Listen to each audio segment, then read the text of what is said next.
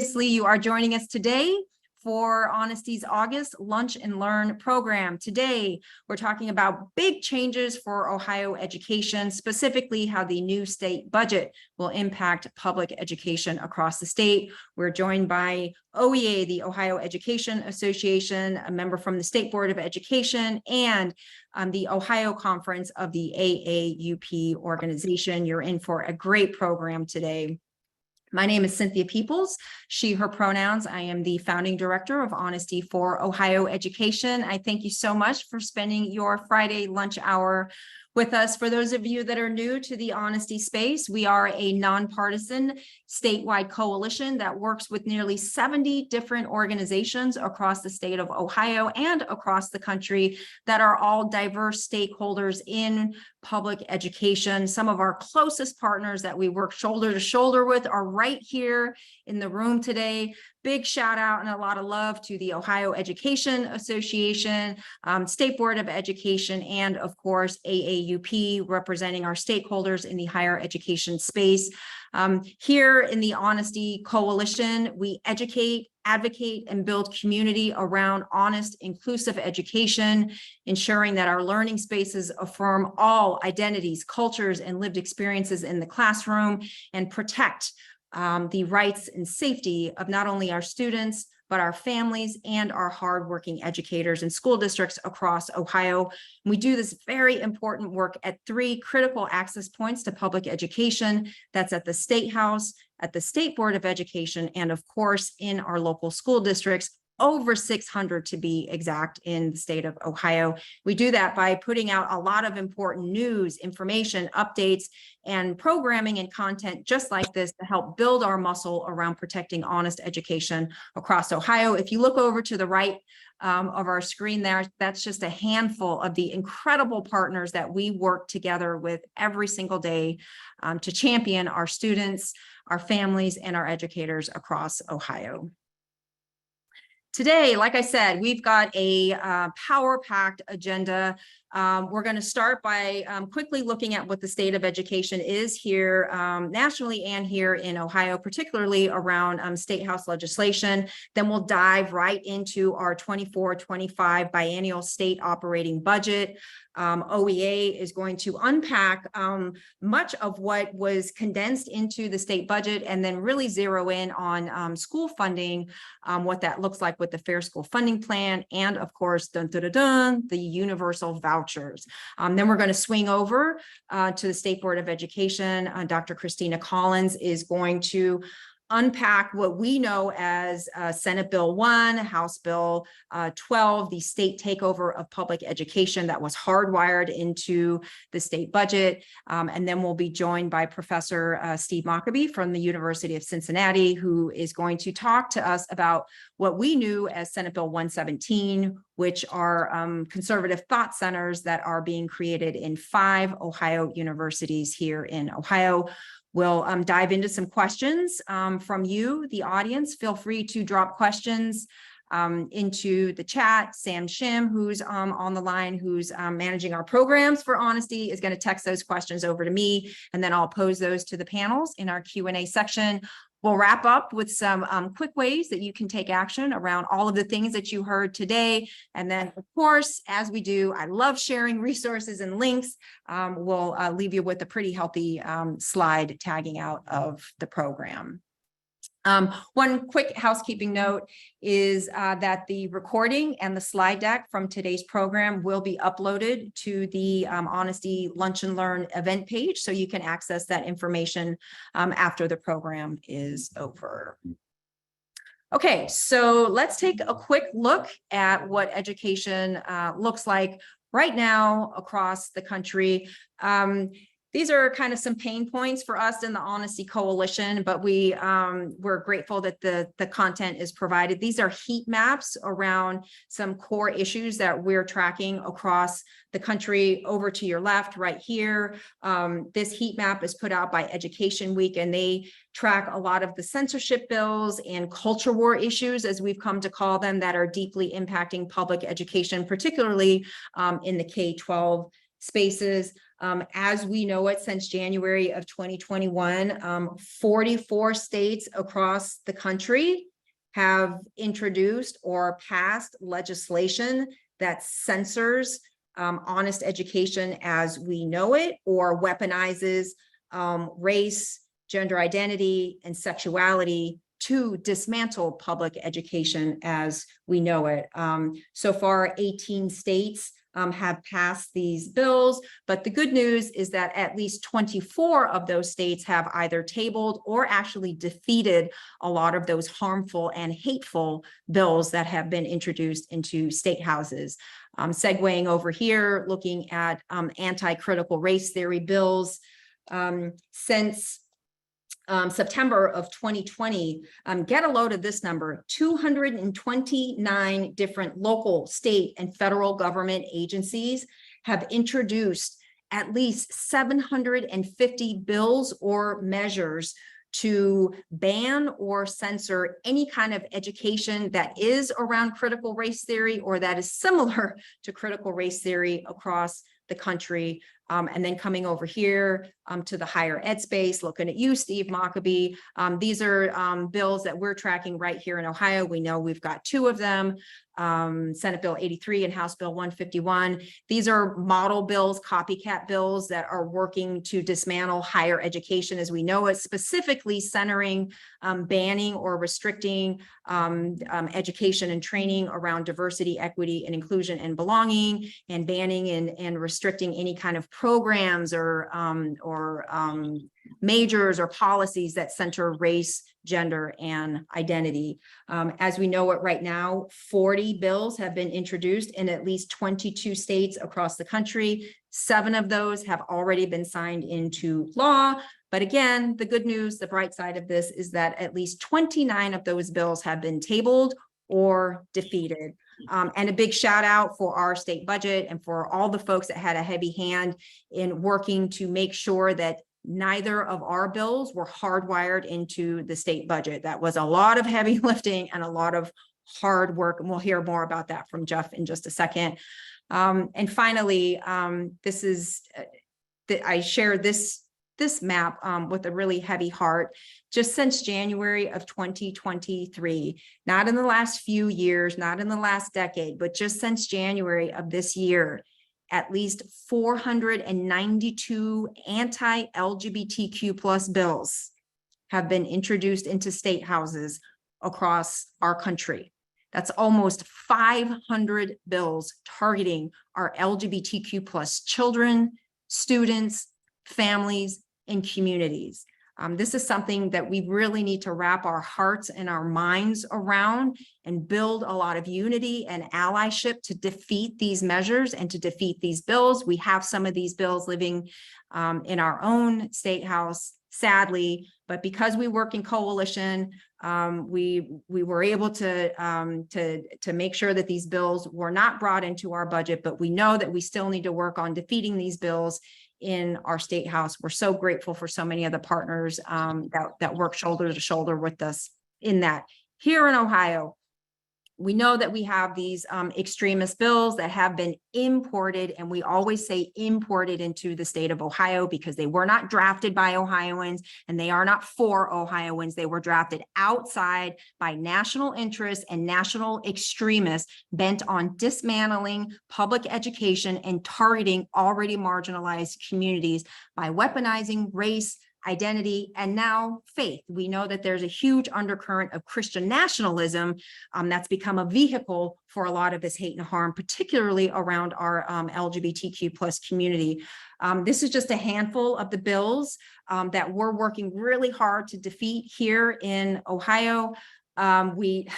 Because there are so many, over 24, in fact, we had to break these bills up by topic and category, even though that they're all centered around public education. Up at the top here, in academic standards and curricula, we have 2 bills, both good and bad. So there's a bright side and a downside to this. House Bill 103 is an extremist bill that is really creating the state overhaul of our K-12 social studies academic standards. and basing our new standards around what's called the American Birthright standards, which is really an extremist version of a way of looking at and educating around social studies. We have more on that bill on our website if you want to learn more about that.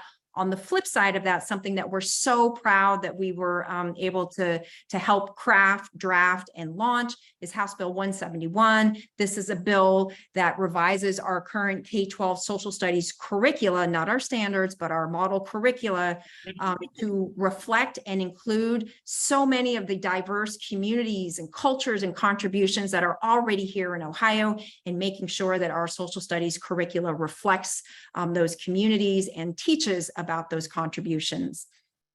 Senate Bill 83, House Bill 151 are those what we call the Higher Education Destruction Act, which really was taken from that previous screen that I just showed you around those higher ed bills. That's restricting required DEIB training, banning policies and majors that center race, gender identity, and sexuality, and then also restricts and bans academic relationships with China, really does some harmful things around worker rights as well, banning striking on our university and college campuses as well. Steve will dig in a little more into this in his segment of the presentation. And then these are 3 anti-LGBTQ plus bills that have a direct impact on our students in the classroom.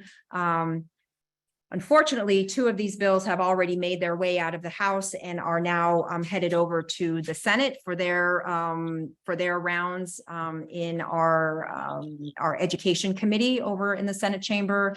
Unsafe Student Act is what we know as a forced outing of our LGBTQ plus students that requires districts to out our LGBTQ plus students to their families, regardless of the harm or danger that it poses for those students. It also requires parental notification around any quote unquote sexuality content that is used in an educational manner in the classroom. Again, targeting any kind of material, resources, discussion around sexuality, whether that's pronouns, whether that's how different families look and love, and different family dynamics. Again, weaponizing that gender identity and sexuality. House Bill 68 was kind of Frankensteined into a ban on gender affirming care and banning our transgender athletes from participating on sports teams that align with their gender identity. And then we also have this hateful ban for our transgender community around school K-12 and higher ed restrooms and facilities as well. Didn't mean to do that quite yet. Jumping down to staff conduct and governance legislation, 4 bills that we're putting a lot of attention on right now because we do sense that they are going to move quickly. Our House Bill 214 and 240, these, House Bill 214 and House Bill 48. These 2 bills are relatively similar, and what they do is ban and restrict our K-12 districts from requiring staff or students to align with the values or any kind of commitments that our districts have, say around anti-racism or affirmation of gender identity and sexuality. It says that schools cannot require their staff to align with those commitments or values or beliefs, and that our educators can't center notions around the existence of systemic racism or misogyny, or looking at the pros and cons of meritocracy. Those 2 bills would ban that. There's a new bill that was recently introduced, get a load of this, that would allow our K-12 school districts to use chaplains as unlicensed school counselors. And our K-12 districts would be able to use these chaplains on a volunteer basis or hire them as staff. We've also got another bill we're very concerned about, House Bill 206, that builds policies around the permanent expulsion of students that are considered dangerous or a danger to others. and permanently removing those students from the district without building a lot of supports for what happens to those students after they're expelled from the districts, and giving a lot of flexibility and leeway to local school districts to determine what is a danger or dangerous, leaving a lot of leeway there for districts to target, particularly our BIPOC students or students with disabilities. We really need to build some advocacy around this. And then finally, there was a bill that just came up after the state takeover was hardwired into our state budget around restructuring of the State Board of Education, particularly removing our appointed members and aligning those state board districts with our congressional districts versus our state districts, and turning those state board positions into partisan seats versus nonpartisan seats, which we need. We know that we need a separation between politics and our elected school board members and state board members. Okay, so now what I'm going to do is I'm going to segue out of the legislative piece of the State House, and now I'm going to turn it over to Jeff, who's going to unpack the state budget. And we're so honored to have Jeff on the panel today. Jeff is the Vice President of the Ohio Education Association, certainly no stranger to public education. He's served on OEA's Constitution and Bylaws Committee and President's Cabinet, and as the Vice Chair of OEA's District Leader Council, and a member of the Fiscal Fitness Review Community and Systemic Practices Committee. So you see, he has a deep bench of knowledge around state budget and school operations. So we are in good hands here, and he has a pretty healthy slide deck to help us understand what just happened with our state budget. Jeff? Thank you, Cynthia. Good afternoon, everyone. My name is Jeff Wensing. I'm the Vice President of the Ohio Education Association, but I think most importantly, I am a high school math teacher from the Parma City Schools. I did that for 26 years before jumping into this role. So I will give you a quick overview of the process, how we got to the state budget that was passed. So initially, at the end of January, the governor kind of released his outline or what he would like to see in a state budget, and then finance chair from the House, Jay Edwards, introduced the House's original crack at it, and that was House Bill 33. As you can see, they took up the work, and the House finally passed its version of the budget on April 26th. And then I know most of us here at OEA kind of shuddered, and we're like, oh gosh, it's going to the Senate now. What in the heck is the Senate going to do with their opportunity at the state budget? Next slide, please. There we go. So the Senate took up the work, and the Senate passed their version of the budget in June. And then it went to the conference committee. You might say, well, why does it go to the conference committee? Because you might imagine that you're not going to get the House and the Senate to concur on exactly the same things. So after you have your dueling versions of the budget, one from the House, one for the Senate, it goes to the conference committee, and that's where all the compromises were struck. And you can see there's my one typo in the slide deck, and that the governor signed the budget bill on July 3rd, not June 3rd. So quite frankly, we were all expecting this process to go well into July. We're like, there's no way that they're going to come to a happy place by state mandated law. They had to get this done by June 30th. The budget's supposed to be signed by the governor by June 30th. Strangely enough, I'm a math teacher. My social studies teachers tell me by law the budget bill is the only bill that has to be passed by law, and it has a date to it, which is June 30th. So that got done, and then we looked at it and we said, all right, some of the stuff coming out of the budget is good, and some of the stuff out of the budget is not so good. So when the budget gets passed, it takes 90 days to take effect. As you can see, the fiscal provisions are immediate, and then the policy provisions take place 90 days after the signature of the governor. And you can see the money that's allocated in the budget and the money that's allocated for K through 12 education as well as higher education.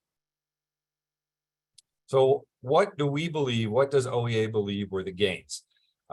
We made good strides, and I'll get to this in a minute, around the Fair School Funding Plan. We got further implementation for the next 2 years. It's a 6-year process. So we're guaranteed for the first four years of the phase-in period of the Fair School Funding Plan. We got some gains in the 3rd grade reading guarantee, which I'll cover, educator recruitment and retention, a free meal expansion, and thank goodness, Senate Bill 83, which was included in the Senate's version of the budget. It was not in the final budget proposal signed by the governor. Some of the challenges are universal voucher expansion, which I'm going to highlight in detail later. Senate Bill 1, which was a standalone piece of legislation, was included in the budget, which is basically going to strip most of the power of the state board and ship it over to a new department called Department of Education and Workforce. And Senate Bill 117, which Steve's going to talk about, as mentioned earlier, which is going to create some conservative think tanks at 5 of the universities. And those universities, I believe, are Cleveland State, Miami of Ohio, Ohio State, University of Cincinnati, and Toledo. So the Fair School Funding Plan, as I mentioned, was included with its most up-to-date opportunities to include fiscal year 2022 costs. So we want the most up-to-date cost, the real expectations, what it's going to cost a district to educate a child. So in order to do that, we want to know what the most updated costs are to keep the buildings heated, keep them lit, what it costs to educate a student in terms of the educators, from classroom teachers to the school secretaries to the custodians, that wrap those most up-to-date costs so we can come up with a new up-to-date base cost. As you can see, it went from $7,352 to $8,241. State of Ohio believes that is the base cost to educate a student in Ohio. One of the things that I found most important, that it also included $500,000 for the economically disadvantaged student cost study, because in the Fair School Funding Plan, it requires that funding for economically disadvantaged students will be fully funded without phase-ins before any monies are appropriated for any other provision of the Fair School Funding Plan. So in order to address our economically disadvantaged students' needs, we need to know where they are. So I think that is a big win in the state budget. So also included was ending the mandatory retention of 3rd graders. They're still going to have to take the 3rd grade ELA test twice a year. There will be a score, but it ends the mandatory retention of 3rd graders. There's so much research out and about, if you're interested in reading it, that retention does not work. So these students, they are going to be promoted as long as the parents and a team of educators agree that the student will be promoted. It doesn't eliminate retention. If the parents and the team of educators believe that it would be best for the student to be retained and go through 3rd grade for another year, that can happen. But I believe it's all these decisions are best made when they're left in the hands of the professionals, which are the educators that work with the student every day, and the parents that support their student in the educational process. So you just don't, as you promote the student, if they haven't met the score, if you promote the student will have opportunities to have high supports. They'll get remediation until they're up to grade level. So it's going to be move the student to the 4th grade and then support the student with the supports that they need. Educator recruitment and retention. We were able to move the minimum teacher salary in Ohio from $30,000 a year to $35,000 a year. Just a short time ago, if you can believe it, it was moved from $20,000 to $30,000. And that was just a few years ago. The minimum teacher salary by law was $20,000. You know, amazing. There's provisions for a grow your own teacher program, provides up to $7,500 a year for a qualifying student who commits to teach in a qualifying school to pay for their costs associated with a teacher training program at a state institution of higher education or a private nonprofit college or university in Ohio. So if you are going to teach in a high need school, you can get this scholarship of $7,500. I believe also a big win is the free school meal program. I don't know what's happened to the, is it a little cattywumper in anybody else's slides up at the top? Oh, there it is. Thank you. So we all know that if a student comes to school well-fed and ready to learn, that improves their learning experience and they learn better. So hungry students don't learn. So as well as those that are not hungry. So by making sure that our students are have nutritious meals and they're ready to go is really important. So we consider this a huge win as well. So now for some bad news, the universal expansion of vouchers. So previously we did not have universal vouchers. Moving forward, we will have universal. You can see that previously it was based upon an Ed Choice voucher, an income-based voucher, was based upon 250% of poverty. And you can see the full voucher amounts currently, but prior to this, vouchers were for K through 8, $5,500 a student for the year, and $7,500 for a student in high school. So those amounts have now been raised. You can see it is now 450% of poverty, and that is $135,000 for a family of 4. If you look at the federal poverty level, it's been defined as $30,000 for a family of 4 this year, and you can see the effect that having 450% as the multiplier has on the Ed Choice voucher. So you say to yourself, well, why is that number important? Well, that number is important because that is the level that you qualify for a full voucher. After you move beyond the 450% of poverty, there's kind of like a prorated effect for families that go making more than $135,000 a year for a family of 4. So what we're talking about here is that some of the wealthiest Ohioans, people and families making millions and billions of dollars a year, if they so choose, they can qualify for a voucher. And the minimum amount is $10,000. I'm sorry, 10%, not $10,000, 10% of the full voucher. So you can see that if you're sending your kid, if you're someone who is making a lot of dough in Ohio, you can send your child to private school and you can qualify up to $840 for that high school student. Who is it?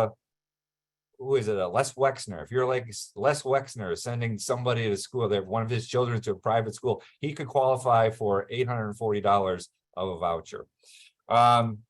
So the other thing that is probably most troublesome is that in years past, that private schools, if they were to take on a student with a voucher, they had to accept that voucher as full payment. So no longer does that exist. So if you're going to a private school and the private school is $15,000 a year and your voucher is $8,407, that school can now require the balance to be paid. Well, what does that tell you? Who are they trying to keep out of their private schools, whether it's a religious school or other private schools? It's basically giving the students already there, students of wealthier parents, basically a break, right? They're giving them a voucher, they're giving them money. There are roughly 170,000 students attending private school in Ohio. So the original voucher program was to help economically disadvantaged students go to a higher performing school. And we believe that this provision certainly does not support that concept. That's going to be eliminating a large portion of our economically disadvantaged students from BIPOC communities and families, and benefiting more wealthy students going to those schools. As you can see, just more voucher facts about what it means in the budget. We already kind of highlighted these, but one of the things that I would point out to you, what we have to keep our eyes on is Matt Huffman. Like quite frankly, we have to keep watching and monitoring the president of the Senate, because he has said that now the next phase of his universal voucher plan is that there aren't enough private schools. So he wants to use OFCC money to hand out to private institutions to build more K through 12 private schools, or expand on the ones that are already there, or build private schools that are in areas of the state that they traditionally don't exist.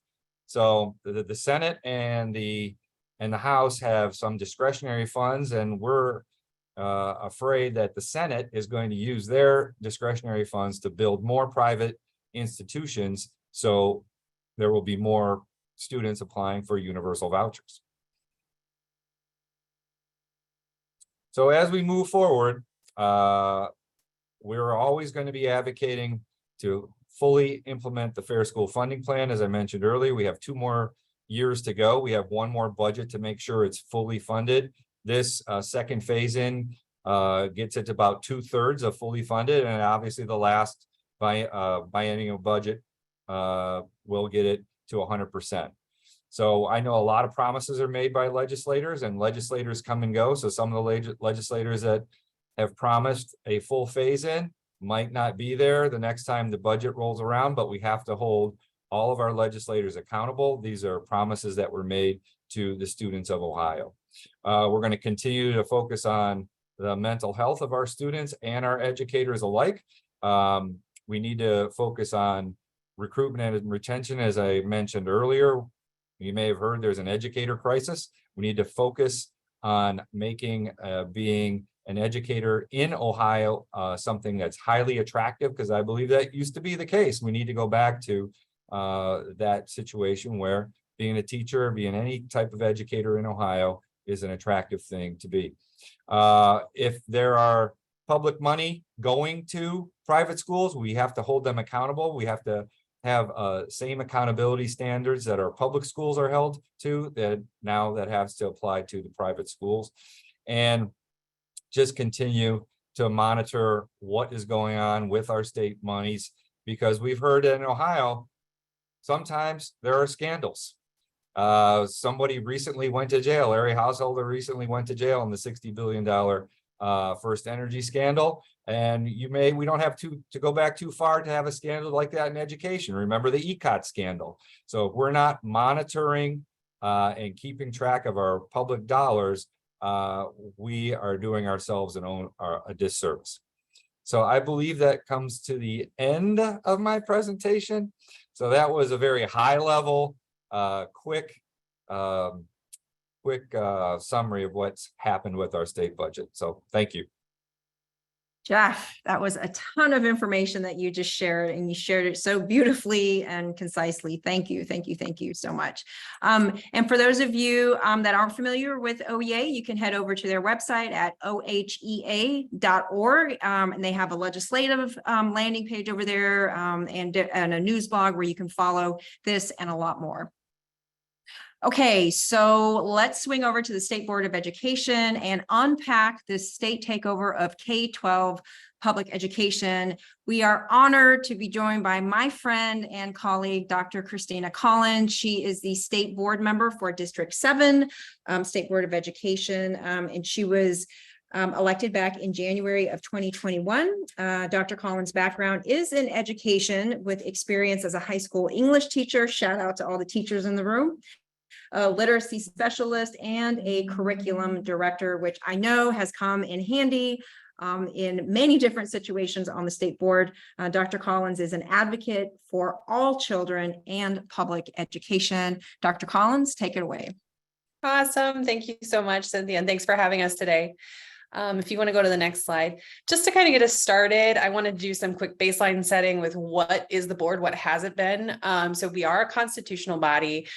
We do have 19 members, 11 of them are elected members. I am one of the elected members. I see some of my elected colleagues also on the call today. And there are 8 that are appointed by the governor, and that provision to add the 8 appointed members came in the 90s. So they've been there since then. Our job is to operationalize the law. Let me restate that. Our job has been to operationalize the law, which in the past has meant law would be written and it would say the State Board of Education is going to do these things. So for example, last year, a law was written that said the State Board of Education is going to revisit and pass computer science standards. The State Board then takes that into being its work. We've also provided general governance for schools. We pass rules that provide policy for schools that they follow. But most importantly, we have these very transparent and public committees that do the work of governance of education in Ohio. And those are so important because that's where state board members and members of the Department of Education come together. We talk data, we talk expertise, we talk about what's going on in our schools. And that goes into our rulemaking process and into our and into operationalizing the law. So the mandatory retention policy that Jeff was talking about that came out of the state budget, the State Board Performance and Impact Committee last year in May started passage of a resolution that went to the full board and was passed to encourage ending that practice in Ohio. So that's the kind of work that we've done in the past. If you could go to the next slide, please. In order to talk about where we are today, I want to make sure we have some history of the board, where the board has come from. So we exist because of a legislatively referred referendum that occurred in 1953. Basically, the arguments around that were that restructuring was necessary because with education under the governor, education was being politicized. There was nepotism happening in our administration. And so at that point, the legislature and Ohioans in their vote said they wanted to do something different. They wanted to see the separation of education governance in Ohio out of the executive offices. So that constitutional language is on the next slide, if you could. This is what was passed. So there shall be a State Board of Education. There will be a superintendent of public instruction. And at that time in 1953, people did not fear their government. They weren't afraid that their government was going to try to take over or undo steps that were being taken. So this last sentence, the respective powers and duties of the board and of the superintendent shall be prescribed by law. What was intended by that is what we see that happened in 1955 when the legislature went back to Ohioans and said, okay, you've passed this referendum. You've made it clear that you want this body. What do you want this body to do? So Cynthia, if you'll go to the next slide. So in 1955, the General Assembly commissioned an Ohio School Survey Commission. They budgeted $75,000 in 1955, big money, in order for this commission to do the work of surveying Ohioans and finding out, what do you want the state board to be? What are the responsibilities for this new group? So they received survey responses from over 600 organizations that represented thousands of Ohioans. And on the next slide, we have the results of that survey. So you can see here more than 70% of the opinion reports in 1955 responded with these 6 responsibilities for the State Board of Education.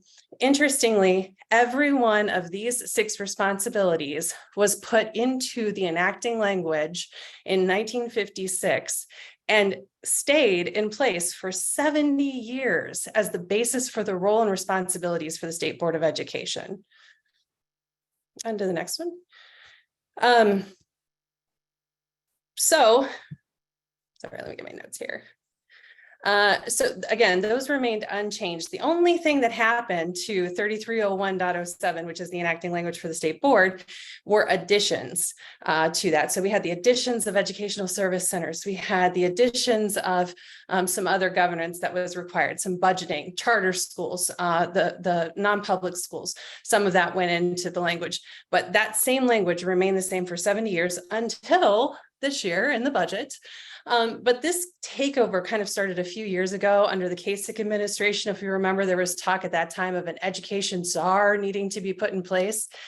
So this has been, 6 to 8 years coming, but the momentum really picked up this past November after 3 new board members were elected to the board. As soon as elections were over, Senate President Huffman, like Jeff said, we need to keep an eye on him.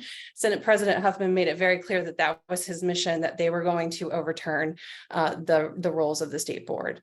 So why take over the board at this point? The arguments that were made were that the board is dysfunctional, they can't get things done, nobody knows who their board members is, and my favorite rhetoric piece was that the board has failed to fix low scores post-pandemic, as if the State Board of Education had control over how students were rebounding from the pandemic. We've also heard that our constituents can't get a hold of us, they can't get a hold of ODE. So lots of rhetoric around this. But really what it comes down to is the state board has struggled in my time on the board since 2021 to react and respond to poorly written legislation coming out of the state house. And that's not to say that the board hasn't been swept up in cultural issues, because it has, but we are essentially a microcosm of the politics of society because of the way the board is made up with elected and appointed board members. So in this General Assembly, as Cynthia mentioned earlier, the Senate quickly introduced and passed Senate Bill 1. However, Senate Bill 1 got stuck in the House, and House Bill 12, after having 5 hearings in committee, was never moved out of committee. So then it was shoved into this budget bill, which brings us today, where Senator Huffman basically bullied the Senate Bill 1 language into the state budget and stripped the board of its powers. So under the budget bill, what you're seeing on your screen right now is essentially the new structure for the Department of Education. So you'll see there's going to be a director of the DO, which is just awkward to say, but there's a director of the DO and 2 deputy directors who will be appointed by the governor, answer to the governor, and have to have the approval and consent of the Senate. So that should tell you the politicized nature now of education governance in Ohio. The vast majority of the Department of Education changes to become the Department of Education and Workforce, leaving the State Board of Education with approximately 70 employees to work with only in the areas of teacher licensure and professional conduct, because the responsibilities of the state board are now minimal. It's teacher licensure, teacher and counselor evaluations, territory transfers, and we're still responsible for hiring the superintendent, though what that person's role is in this new structure is impossible to predict. Cynthia also mentioned House Bill 235, which was introduced because now that there is a complete lack of transparency and public input in the governance process, House Bill 235, other than causing state board members to run in partisan positions, also includes that the state board will hear testimony on Chapter 119 hearings, even though the board has no say, no control, and no authority over Chapter 119 hearings. So that's another piece of that bill. If you go to the last slide here, the bigger conversation is around the implications of this change. This is the most important thing. I'm seeing superintendents and board members say, well, this really won't impact much because we have local control in Ohio. So this isn't going to really change anything, but we're already seeing it have an impact on districts. And so it's really important for people to understand what's happening and what's coming at us. So we're already seeing the takeover of local control, especially around the science of reading conversation. We're seeing expectations that districts are going to purchase materials from a state approved list. That is overstepping into local control. Prime example of it. We are seeing the precursor to how standards will be done in the future with House Bill 103. These will be done without teacher input, without expert input, without stakeholder input, and with one person in control of that entire conversation as the director. And we're already seeing pieces that are falling into place that position us to be, like one senator said on record, more like Florida. So we're already seeing that. We're seeing the loss of transparency and voice in education. We're seeing the politicization of education. And right now, the most important task, there's 3 tasks that I would give everybody that are really important that we need to be doing. First, because we've lost the buffer between policy and local districts, it used to be that the state board could perform this sort of buffer role and go back to the legislature and say, this isn't going to work for our districts. Can we do something different? We've lost that. So the importance of our local board members cannot be understated. We need to run good local board candidates who are interested in and will pay attention to what's happening at the state. Second, local boards and communities, community organizations need to make sure they have a legislative liaison who's keeping up with all the stuff that Honesty is constantly pushing out, all the changes to law. And then third, I know we are inundated right now in Ohio with just a whole slew of chaos and craziness. And it's like, we've got to fight one battle after another. But throughout all of that, I would just ask that people pay attention to the news, particularly around this issue, and make sure that you're informed about what's going on with this, and don't let this slide under the radar like it has. So thank you for giving me this time to go over all those changes for the state board. Thank you so much, Dr. Collins. Okay, let's go ahead and swing over to our higher ed space, and Professor Steve Mockabee from University of Cincinnati is going to unpack Senate Bill 117, which is creating partisan thought centers in 5 Ohio universities. Professor Mockabee is the Associate Professor of Political Science at the University of Cincinnati. And today, Steve is wearing his hat as Chair of Government Relations Committee for AAUP, the Ohio Conference. AAUP, for those of you not familiar, is the American Association of University Professors.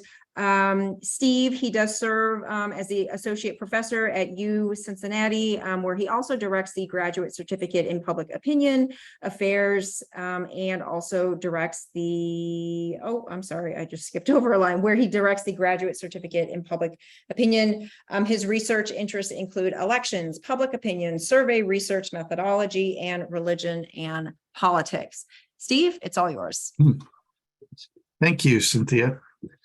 I'd like to begin just ticking through the timeline for Senate Bill 117 and talk a little bit about how we got to the point of having this in law. So the bill was introduced on May 3rd, sponsored by Senators Serino and McCauley. If you recognize Senator Serino, it's probably from the SB 83 fight. He is also the sponsor of that legislation. It was referred immediately to the Workforce and Higher Education Committee, which Senator Serino chairs. Then there's typically a first hearing where sponsors give testimony, and that was the case here. And then about a week later, there's a second hearing for supporters of the legislation and one opponent in this case. A couple of weeks later, there's a third hearing where there were 11 opponents and 1 interested party. The interested party was yours truly on behalf of the Ohio Conference AAUP. We decided to testify as an interested party in the hopes that the committee might listen to our constructive criticism of the bill. We, of course, are happy to see investment in higher education, but we had some serious concerns about the structure of these proposed centers, some concerns I'll talk about in a couple of minutes related to governance. And so we tried the interested party route. As you'll see, we did not have much success in shaping the bill. And then on June 7, there was a fourth hearing that was all opponents. And then the committee despite, as you can see, the overwhelming opposition from witnesses, reported a substitute bill out of the committee. And then not much happened for a few weeks. We had expected that this language would be shoved into the budget bill. It was. And then suddenly on June 28th, I got a text from a colleague who said, "You want to go turn the Ohio channel on? The Senate is debating 117 on the floor." And, this came out of the blue. And what happened was that the committee very quickly adopted an amended version of the bill, which expanded it from 2 centers for constitutional thought at Ohio State and Toledo to adding centers at Cleveland State, Miami, and Ohio State, and Cincinnati. And it was done without any consultation with those institutions or even informing them. So I know, for instance, the University of Cincinnati found out about this when a legislator called and asked why we were being included in 117. And the response was, "What do you mean we're being included?" So this was a very hasty process that took place within about a 3-hour window. This was voted out of committee and passed by the Senate along party lines. And then that language was included in the budget bill. So what does this do? What sort of effect will this have? Well, first and foremost, it creates what the bill calls a Center for Civics, Culture, and Society at these institutions, Cincinnati, Cleveland State, Miami, and Ohio State. And what does that mean? Well, it's an independent academic unit, according to the legislation, within each university that's physically located in either a College of Arts and Sciences or a College of Public Affairs. Varies depending on the institution. And this independent academic unit is given authority to house tenure-track faculty who hold appointments within the center. Those may also be joint appointments, which is, I think, an important detail that I'll probably come back to later. These centers are to have not fewer than 10 tenure-track faculty positions allotted to them, except for Ohio State, where it's 15. And then in terms of appropriation, they're each given $2 million per fiscal year, again, except for Ohio State, which is $5 million per year. The legislation also creates the Institute of American Constitutional Thought and Leadership at the University of Toledo. This is to be an independent academic unit physically located in the Toledo College of Law.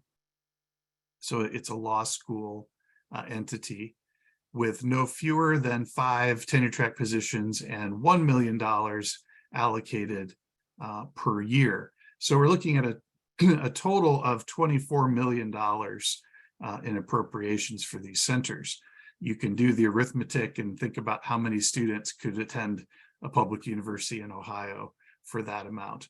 And finally, the centers or institutes are governed by 7-member academic councils that are to be appointed by the Board of Trustees with the advice and consent of the Ohio Senate. So earlier we heard about themes of the legislature intervening in local control of education and politicizing appointments. You see that here in the higher ed space as well. So what are these centers supposed to do? Well, the legislation is both specific and vague about this. Another theme that we heard earlier was poorly written legislation. This is another example of that. So the centers will conduct teaching and research in the historical ideas, traditions, and texts and so forth that shaped the American constitutional order. But then there are some more specific charges, and you can click through these quickly. I think that there are things that are mostly platitudes, to be frank. It's also sort of strange to think that legislators believe that colleges and universities were not already doing these things, like open and rigorous intellectual inquiry, but they felt the need to dictate to us that we needed to check these boxes. I think what's relevant in terms of the politics of this are the last couple of points, where you see the mention of this term intellectual diversity, which has become a buzzword for these bills. Basically means that these legislators think that there should be more conservative Republicans promoting their ideology in universities. If we go to the next slide, you can see a few more things that these centers do, and then I'll talk about our concerns and what we can do about it. So if we look at this list, you'll see that, again, it's very focused on the United States founding and the US Constitution, leadership, citizenship. Okay, fine. But then again, when we see this next bullet point, there are these sort of twin pieces of rhetoric about free speech and open discourse and intellectual diversity. So again, feeding into this narrative that somehow the university has become a place where only left-wing speech is allowed, which is not the case. But and then the last point there is an important one, that the center has authority to offer courses and degree programs.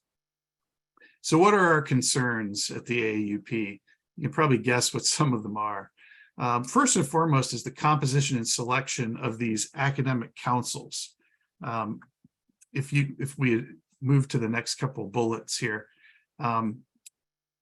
these board of trustees appointments are subject to veto by the Senate. That automatically politicizes the process.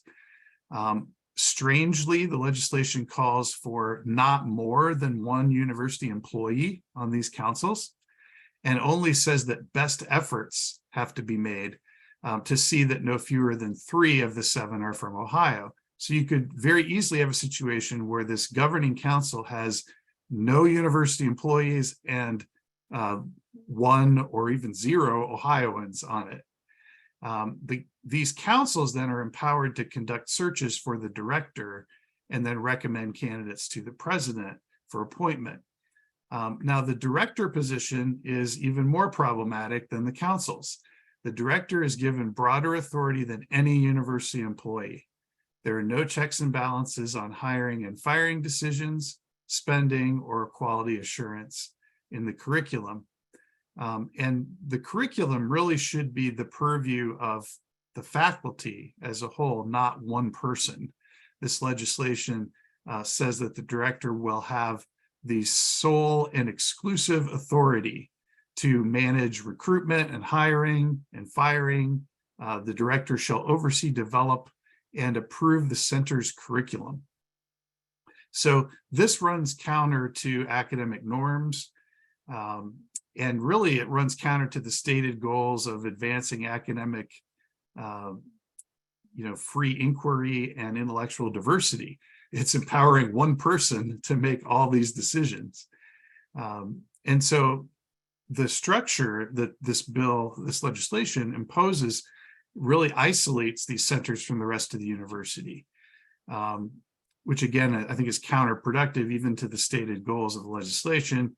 And then it also raises the question, what happens when the budget appropriations run out? So finally, what can we do about this? I think there are a few things those of us in the higher ed space can do.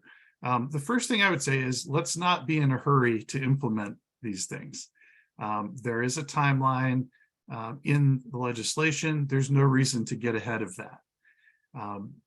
We need to follow academic norms and best practices for shared governance. If we implement the procedures that we have in place, this will move slowly, and it won't turn out the way that these legislators think it will. I'm pretty confident.